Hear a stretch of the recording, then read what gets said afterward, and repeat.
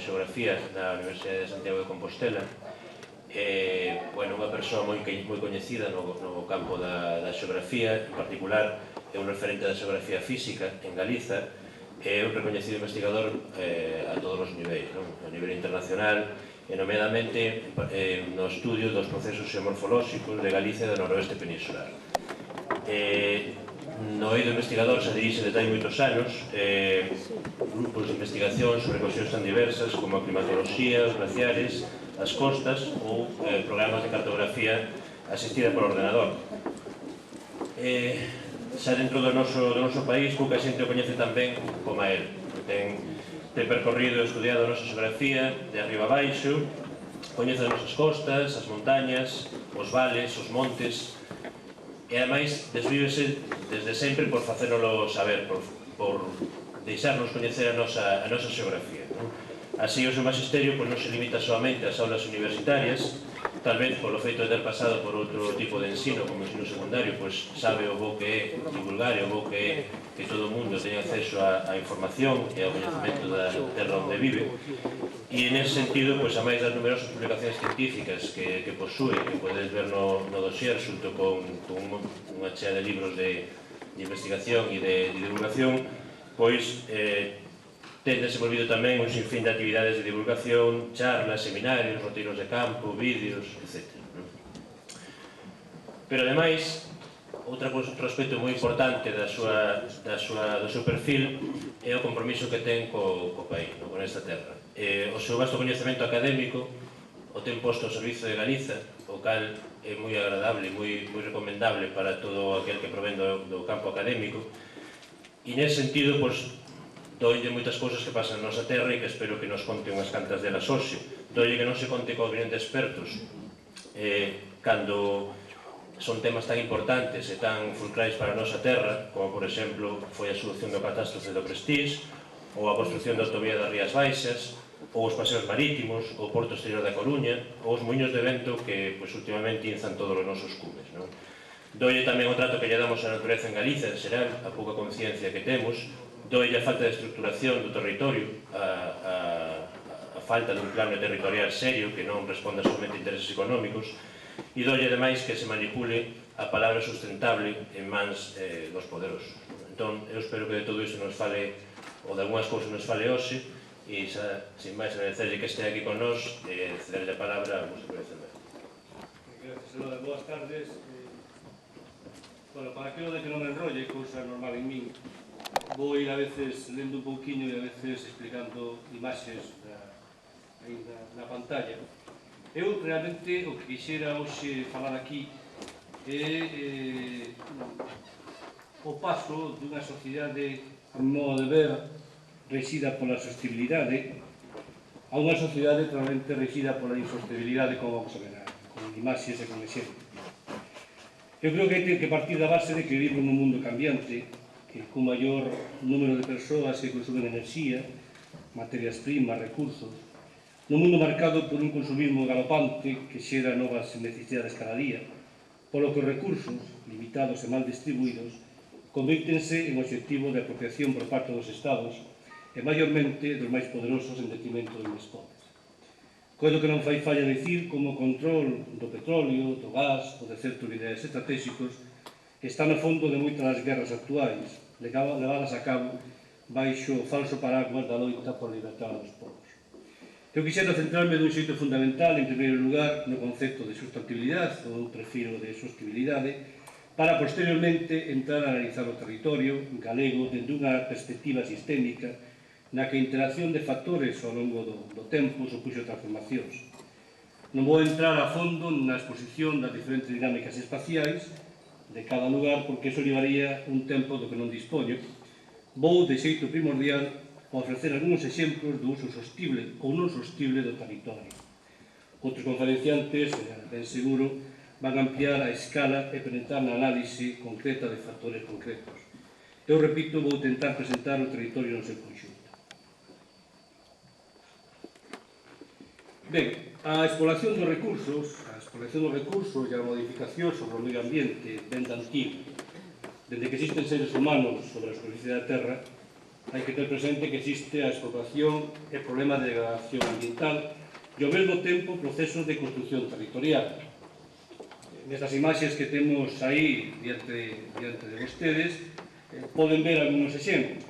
Exemplo das médulas, que hoxe pode ser un patrimonio da humanidade e un exemplo do que é unha exploración romana, pero non deixou de ser unha canteira na que estaban sacando os romanos. As construcións tamén a ordenación do territorio veñen de antigo, por exemplo aquí Baroña, pero tamén podemos ver xa como de antigo ven a protección dos ríos, neste caso as pesqueiras do río Miño, e tamén desde antigo veñen os problemas de erosión. Eu supoño que o profesor Díaz Fierros falará máis detalle deste tipo de cousas, pero aquí, en esta imaxe da dereita, aparece pois todo o que sería un paleosolo, que nós creímos que tiñamos aí, pois non sei, o Gran Pilé, que era unha curveira moi coñecida en Francia, que nos ia dar pois unha evolución paleoclimática de miles de anos, e ao final resulta que cando datamos o paleosolo de unos 2900 anos antes, o sea, unha edad de 2900 anos. E todo isto que está en riba, todo isto que temos por aquí en riba, vou cambiar o cero así, por toda a...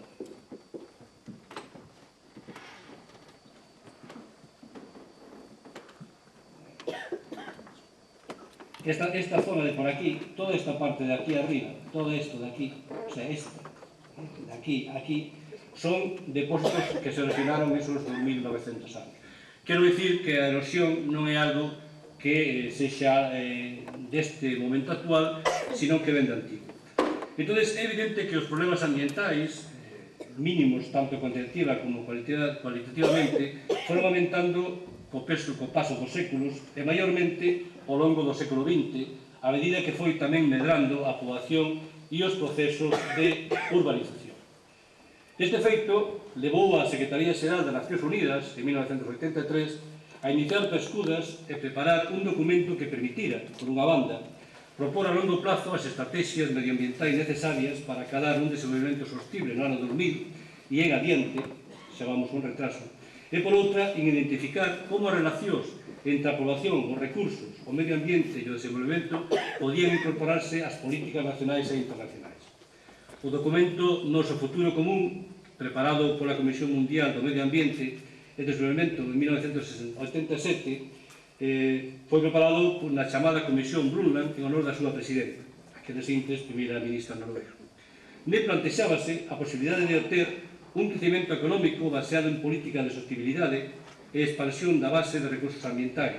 A súa esperanza dun futuro mellor era, sen embargo, condicional. Dependía, e falamos en pasado do documento elaborouse hai 20 anos, de accións políticas decididas que permitiran o axeitado manexo dos recursos ambientais para garantizar o progreso humano sostible e a supervivencia dos seres humanos sobre o planeta. En palabras da mesma comisión, o informe non pretendía ser unha predicción futurista, senón unha chamada urxente no senso de que chegara o intre de adoptar as decisións que permitiran asegurar os recursos para soster a esta xeración e as seguintes. Posiblemente, a principal declaración da Comisión Brundtland foi por o acento no feito de que para que un desenvolvemento fora sostible debería satisfacer as necesidades da xeración presente sin comprometer a capacidade das futuras para satisfacer as súas propias necesidades. Tratábase dun concepto antropocéntrico presidido por dúas ideas fundamentais: necesidades e limitacións. Necesidades, porque a prioridade esencial é cubrir as necesidades da poboación que vive en condicións de pobreza, e limitacións, as limitacións que impón o medio ambiente para satisfacer as necesidades actuais e futuras para unha sociedade e unha tecnoloxía dadas. A Comisión considerou que existían límites ao uso da enerxía, da auga, da terra e das materias primas, pero que non era sincero fixalos, e que o desenvolvemento sostible requería que antes de que se acadaran os límites, o mundo debería ter asegurado o acceso equitativo aos recursos, polo que sería necesario reorientar a súa tecnoloxía para reducir as tensións que puderan existir. Por outra banda, sostiña que os ecosistemas non podían manterse intactos, xa que o crecimento económico produce inevitable cambios. Segundo Robinson, todo desenvolvemento sostible debería ter en conta unha serie de principios ecolóxicos, medioambientais e sociopolíticos que xeraran as necesidades de impulsar unha serie de criterios concretos. Dentro dos principios ecolóxicos e medioambientais, protexer a vida protexendo os sistemas, protexer e mellorar a biodiversidade, manter e mellorar a integridade dos ecosistemas e recuperar aqueles degradados, desenvoltar e implementar estrategias adaptativas e preventivas á ameaza do cambio ecolóxico global. Dentro dos principios sociopolíticos, manter a actividade humana por debaixo da capacidade de acollida total do planeta, recoñecer o coste ambiental da actividade humana e reducir o uso das materias primas necesarias por unidade de actividade económica, reducir as emisións nocivas, descontaminar e rehabilitar os ecosistemas degradados. Asegurar a equidade sociopolítica e económica nun proceso de transición a unha sociedade máis hostil. Incorporar os procesos políticos de toma de decisións ás preocupacións ambientais de forma máis directa. Asegurar o incremento da poboación implicada e a interpretación e implementación dos conceptos asociados ao desenvolvemento sostible. Unir dun xeito máis directo a actividade política coa experiencia ambiental actual mediante unha redistribución do poder político cara á xurisdición principalmente ambientais. E dentro dos criterios sociopolíticos, establecer un procedimento aberto e accesible para chegar á toma de decisións gubernamentais á poboación afectada, asegurar que a poboación non pase escasez e que este ceibe de presións económicas, asegurar que a poboación poida participar dun xeito creativo e directo nos sistemas económicos e políticos, asegurar un nivel mínimo de igualdade e justicia social mediante un sistema legal xusto e aberto, ceibe das represións políticas, con libertade de religión, expresión e reunión e con garantías de acceso á información e á educación de calidade.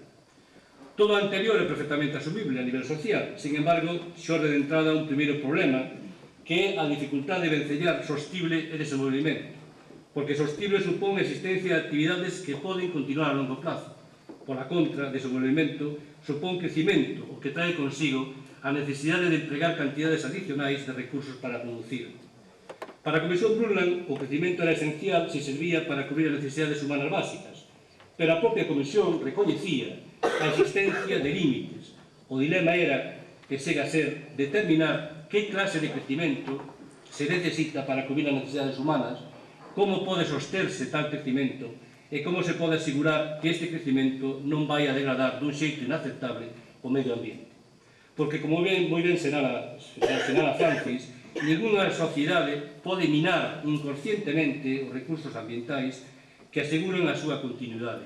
Sin embargo, o constante rosario de problemas ambientais causados polos impactos negativos da actividade humana amosa que, de feito, a sostenibilidade é moi dudosa. O meu modo de ver, a sostenibilidade non pode ser o estado final a acadar, senón a trayectoria que deben seguir as sociedades para recoñecer os síntomas e sinais da non sostenibilidade e aprender a adaptarse a eles. Sin embargo, é máis fácil dicir o que facer. A proba diso foron os sucesivos intentos de cambiar as tendencias respecto ao tema ambiental dun xeito claro e decidido. As sucesivas reunións de Río de Xaneiro no ano 92, de Johannesburgo no ano 2002, non foron senón etapas dunha longa historia que se iniciou en Estocolmo no ano 72 na Conferencia das Nacións Unidas sobre o Medio Ambiente. Pese aos máis de 30 anos pasados dende Estocolmo e máis de 10 desde Río, os problemas sociais e ambientais, lonxe de arrancharse, teñense agravado. A poboación supera os 6.200 millóns de habitantes, o doble que en 1972, e hoxe 800 millóns de persoas viven na extrema pobreza. As proxeccións amosan que a poboación mundial chegará aos 8.000 millóns de habitantes para 2025 e a 9.300 millóns de habitantes para 2050, para estabilizarse nos 12.000 millóns de persoas a final do século XX. É evidente que na actualidade a progresiva humanización do espacio, do territorio, se nos referimos a un espacio acultado concreto, obriga a planificar o seu uso, a distribuir de xeito armónico os diferentes elementos asociados aos distintos grupos sociais. Isto supón a necesidade de levar a cabo unha ordenación do territorio a través de dous eixos. Un eixo social, segundo o cal non debe artellarse un territorio únicamente con vistas á súa explotación, cunha visión simplemente mercantilista, senón que se lle debe procurar á poboación unha calidade nos equipamentos, nos servicios que conleven unha boa calidade de vida. Isto que supón que toda política de planificación ou de ordenación do territorio, as preocupacións da xusticia social deberían prevalecer sobre aquelas da eficacia ou do rendimento económico, cousa que no mundo actual non acontece. E tamén, dentro da nación, debía haber un eixo ambiental que impida a degradación do medio ambiente, a destrucción dos ecosistemas fráxiles, da flora e da fauna. Isto trae consigo a necesidade de encher de contido ecolóxico calquera actuación en calquer territorio. O medio ambiente debe ser, polo que supón tanto a vida de outros seres vivos como a dos propios grupos humanos, un elemento fundamental en calquera política de relación territorial. Sin embargo, a realidade non invita ao optimismo. E baixo o prisma da sostenibilidade do territorio, quero pasar agora a analizar o caso galego, porque, ao meu entender, en moitas paisaxes de Galicia aínda quedan as pegadas do uso sostible do territorio. No pasado, a necesidade vital de vivir, de alimentarse, condicionou a construcción do territorio e iso quedou plasmado nas paisaxes. É imposible entrar a analizar aquí todas as realidades espaciais, así que vou a centrar en algúns casos. Por exemplo, estas paisaxes dos Ancares que temos diante de nós poden ser xa un exemplo de como se utilizaba o territorio. Nos vemos en estas aldeas, Roser, Ortigal, en la zona de Domís, como as aldeas se situaban a media ladeira, ou aproveitaban estes repláns que eran os antigos fondos de val, en este caso do río Val, ou cabalgando sobre as ladeiras. Víamos como ao redor do que era a aldea, nas zonas de solo máis profundo, dedicábanse a cultivos sobre todo de pataca, a cultivos de horta. Na parte alta, pois se vemos que en parte están de campos abandonados, eran as zonas que se dedicaban a centeo. E na parte baixa, e aquí se pode ver este sector, por exemplo, ou aquí máis abaixo, se tuveramos a imaxe máis ampliada, aparecían os prados. Vemos claramente como cada cousa está en función da potencialidade agronómica. Era a calidade do solo, era a presencia de auga, era a insolación a que estaba marcando o uso do territorio. Iso podémoslo ver perfectamente, tanto nestas imaxes aéreas como estas imaxes verticais. Podemos ver como as aldeiñas estaban situadas en certos lugares, incluso aproveitábanse as zonas, estas zonas máis chairas eran as zonas de centeo, aproveitábanse ao máximo o que era o solo, insisto, era o valor de uso do solo o que nos estaba marcando a construcción do territorio, a construcción da paisaxe. Aí vemos algúns exemplos tamén de a zona dos Ancares.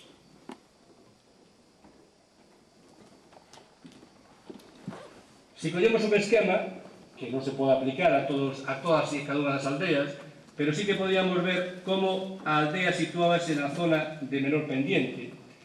Por riba, en donde a profundidade do sol era menor, aparecía, e a veces asociada a fontes, aparecían antigos campos, e campos abandonados, e máis arriba todavía Monte Baixo. En torno á aldea aparecían os campos de cultivo. A veces tamén algún prado en donde había fontes, bueno, porque aquí estes suelos eran bastante permeables, que permitían o paso da auga. E na zona máis de maior pendiente, mediante, como veremos despois, o sistema de construcción de sucalcos ou mediante o sistema de rego artificial, aparecían os prados. Insisto unha vez máis que este era un bo exemplo de sostenibilidade, de lograr que durante anos, durante séculos, se pudera seguir traballando. Para poder conseguir que se facía, pois aportábaselle o esterco transformado nas cortes, que era formado a partir do estume que se traía do monte. O sea que do monte baixo viña hacia a aldea o que era o estume, o que era os toxos, neste caso os berzais, e convertido en esterco iba a servir para as zonas de cultivos e incluso para lameiros. Evidentemente, as propias vacas, no uso cotidiá do que eran os prados, tamén axudaban a súa fertilización. Ben, si en cambio vamos a Courel, si vamos cara a Courel, vemos que, pese a que morfolóxicamente as paisaxes poden ser semellantes, en cambio a construcción do territorio é distinta. Hai cambios, hai diferencias entre o que é Ancares e Courel. En Ancares a temperatura, digamos que a oscilación térmica é menor, as diferencias entre verao e inverno son menores. En cambio no Courel hai unha oscilación térmica, hai un elemento básico que é a presencia de especies mediterráneas que xa nos están explicando a importancia das temperaturas, sobre todo no verao, e iso provoca un cambio na paisaxe. Aquí vemos como en torno ás aldeas aparece un elemento básico dentro da construcción do territorial do Caurel, que son os outros. Os outros convírtense en elemento básico que van a proporcionar alimento aos habitantes da aldea, tanto os habitantes humanos como os habitantes animais, e, por outra parte, van convertirse nesa especie de colchón térmico que permite que a vida sea menos dura durante os meses do verão. Aquí vemos un exemplo, esta é a aldea de Seceda, tanto vista aérea como en oblicua, e esta é Salto Eufemia. Veremos como en torno á aldea aparecen os campos de cultivo, aparecen os outros, e tamén, como no caso de Ancares, na parte máis baixa, ímonos a topar co que sería a presencia de prados. Aquí o temos os prados construindo esta paisaxe, que se ben é certo que parece unha paisaxe moi natural, hai que ter presente que é unha paisaxe totalmente antropizada, unha paisaxe modificada pola acción dos homes e mulleres ao longo dos séculos. Se seguimos baixando e nos imos cara a Serra de Queixa, vemos como as aldeas tamén buscan aqueles lugares máis axitados para o seu emplazamento, ven estes paleovales, falamos de paleovales ou de terrazas, onde antes pasou un intre por ríos, ou a media ladeira. Aquí temos un bo exemplo, que é a aldea de Forcadas, e se pode ver como aparecen en torno á aldea todo o que son os campos de cultivo. Podemos ver como na parte alta estes campos abandonados eran os antigos campos estes eran os campos de cultivo, a horta e demais, arriba eran os campos de centeo, e na parte baixa, como no caso de Ancares, son os prados.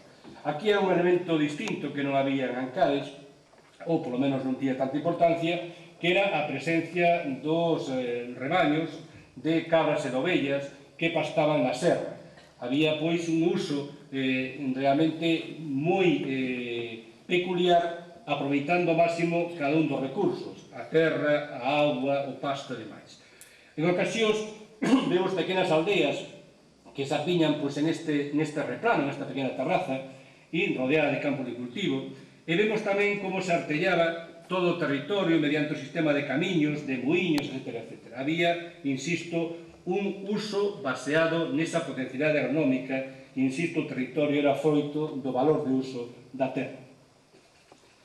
Podíamos ter moitos exemplos destes lugares, por exemplo, o mismo vemos na zona de Oseira, podemos observar como aí na zona de contacto entre o monte e a zona onde pode haber un suelo con suficiente fertilidade se asentaban as aldeas. Vemos aquí o Caldeíña, ou vemos no caso da Oseira, pois a veces como era no fondo dos vales, eso dependía moito da topografía. O mismo vemos na zona de San Mamede. Hai sempre, e había miles de exemplos, podíamos estar pondo aquí miles de imaxes en donde se repite o mismo esquema, en donde aparece a aldea rodeada de campos, a presencia de lameiro nun sitio, de hortas noutro, de campo de centeo, etc. Hai que decir que estas paisaxes pouco modificadas permítenos todavía saber como era o uso tradicional do territorio, inda que hai cambios que se poderían ver se ampliáramos a escala e veríamos as aldeas de Pretiño, entón veríamos xa das feitas urbanísticas, e cambios tamén porque moitos destes campos de cultivo ahora son lameiros, son prados, por lo cambio que houve moitos lugares de Galicia de unha actividade agrícola a unha actividade ganadeira. Vemos aquí o esquema que se repite, insisto, tanto nas serras orientais como centrais, como en moitos da Galicia central e Galicia occidental, aparece reflectida neste esquema. Vemos como na ladeira, de arriba a baixo, vai aumentando a profundidade do solo, pero tamén vai aumentando a humedade, de tal maneira que esta media ladeira é o lugar ideal para situar as casas preto dos campos de cultivo por abaixo, dos campos de horta, e dos campos de centeo por arriba, e preto tamén do que sería a zona da serra para ir a pastorear, deixando a parte baixa, que é a zona máis húmida, a zona de maior hidromorfía, para o que son as zonas de lameiro. Hoxe vemos como moitos destes lugares son xa campos abandonados e non podemos velo exactamente como estaba no pasado. Pero é curioso como cando se produce un cambio na configuración nas características físicas dun territorio, e non son deterministas, son simplemente condicionistas, no sentido de que as condicións están de un xeito afectando a actividade humana. Vemos como cando hai un cambio, neste caso non cambia a morfoloxía, non cambia a topografía, as pendientes son moi semellantes, en cambio o que cambia son as condicións climáticas. Cando aumenta a temperatura, cando aumenta a insolación, cando descende por este aumento da temperatura, sobre todo no Brao, e aumenta o que é as temperaturas, aparecen todo o sistema de subcalcos. Sistema de subcalcos que podemos ver en boa parte de Galicia, tanto na costa como no interior, que se pode ver no mundo mediterráneo, aquí en América e en moitos lugares, e que trae consigo a necesidade de facer unha obra realmente espectacular de reestruturación das ladeiras, de reestruturación do territorio. Así como en outros casos había que romper o monte e porse a cultivar, aquí hai que romper o monte, crear o subcalco e porse a cultivar. E cultivar aquilo que podera producir máis por unidade de superficie, como era o caso de as vides, como era o caso do viñedo. Aí temos exemplo de subcalco no Sil, no Barón, preto do Carballiño, na zona do Vivei, na zona das Ermitas, ou en Pazos de Arenteiro. En moitos lugares aparece esta obra de reconstrucción, de pôr en valor unhos solos que en principio serían solos bastante pobres. Aquí o que se fai é aproveitar a alteración da rocha xa existente, rompes o monte, aportase a materia orgánica para facer solo antrópico e iso permite ir cultivando. Se aquí non houbera un uso racional e sostible do territorio, evidentemente, desde que se levan cultivando moito destes subcalcos desde a época medievais, está claro que estarían xa totalmente esgotados. E, en cambio, seguiron producindo a base de gabear, a base de botar estrume, a base de traballar con moito esforzo, como supón ter que baixar e subir moitas veces ao longo do ano para poder primeiro cultivar e despois recoller o froito.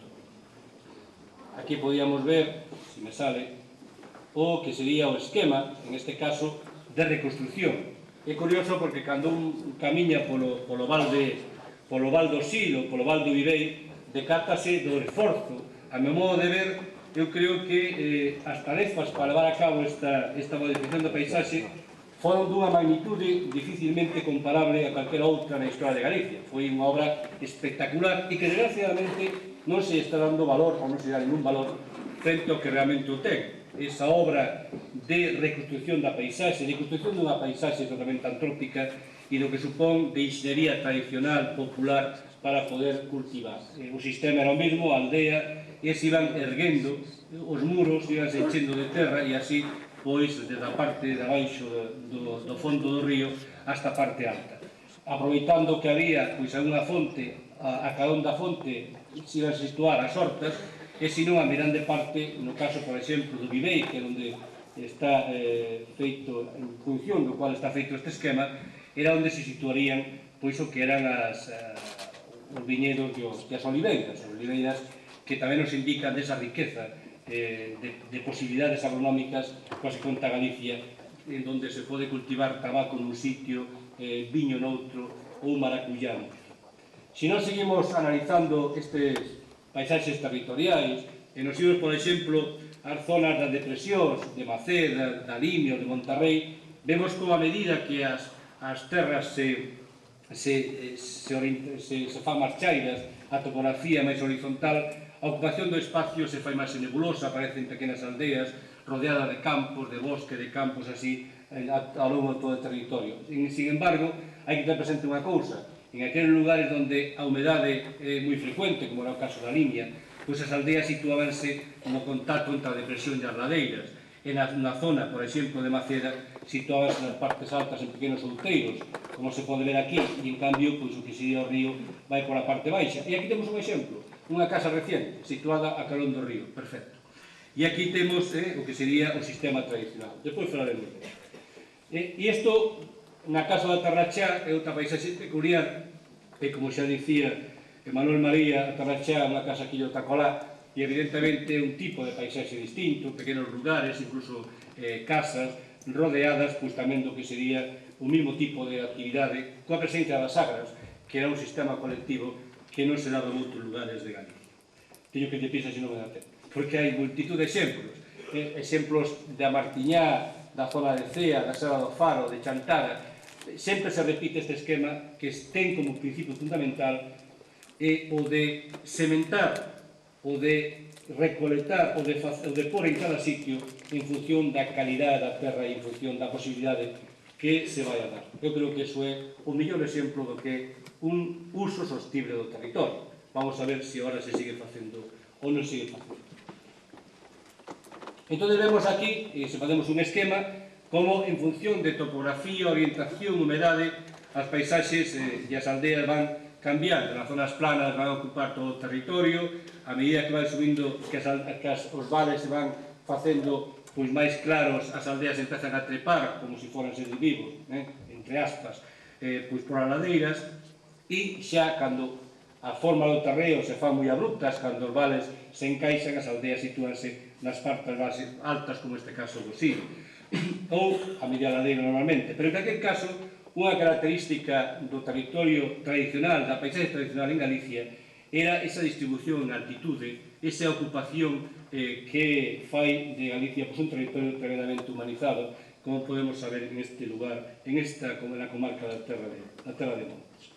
E o mesmo que o medio natural estaba condicionando a ocupación do espacio na Galicia interior, podemos decir da Galicia costeira. Aquí podemos ver como se estaban aproveitando sempre aqueles lugares máis protegidos do vento, e iso pode ser moi ben no caso de Vares, no caso do Barqueiro, no caso do Pindo, ou aquí na zona do Facho. Hai multitud de lugares que, inda que viven a carón do mar, están intentando que o vento lle pegue o menos posible.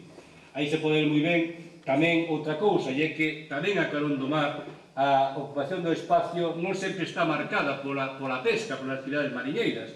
A veces sigue habendo actividades agrarias a carón do mar, e aí o mellor exemplo pode ser San Andrés de Teixido, aquel sitio que se non vai onde un morto vai de vivo, é mellor ir case de vivo que de morto, pois non vai a ser que lle teten un pisotón que non pode ir seica de serras, de saltón ou demais, a parte que se asusta, non sei, hai unha lenda por aí moi curiosa que non me falaba agora.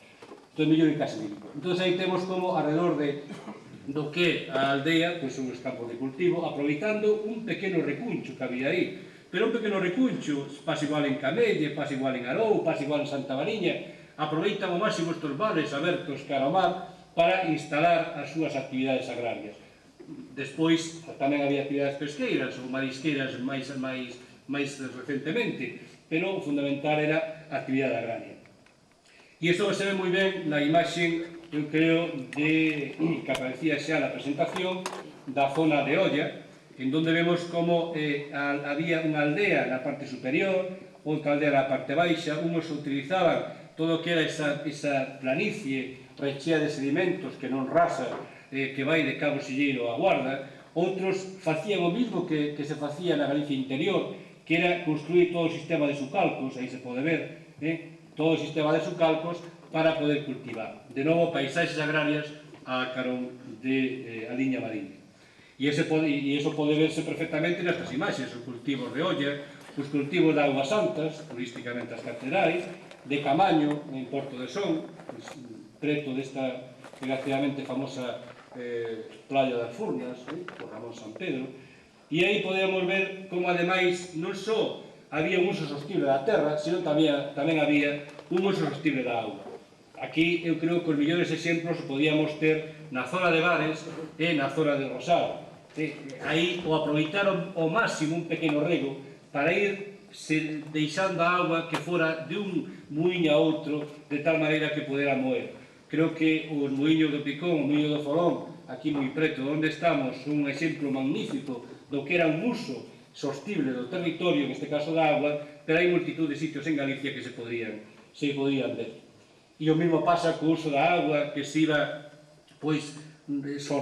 íbase soltando a auga, creando todo o sistema de regos que permitía a creación de prados artificiais. E a prova está que aquí se pode ver como onde funcionan os regos hai prado, donde non funcionan os regos xa non hai prado. O sea, que unha vez que se abandona o sistema de rega, cando se deixa de tornar a auga, se siguen a súa evolución natural e pasan a ser o que sempre foron ladeiras cubertas de monte. Non quero dicir con isto que toda aquela